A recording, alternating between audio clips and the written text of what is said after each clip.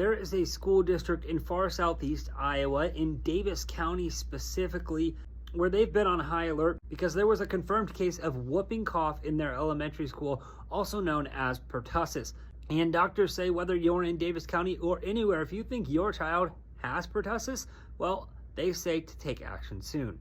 It's cough, you can have a mild, you can have temperature. It's sometimes hard to see the difference between pertussis and flu.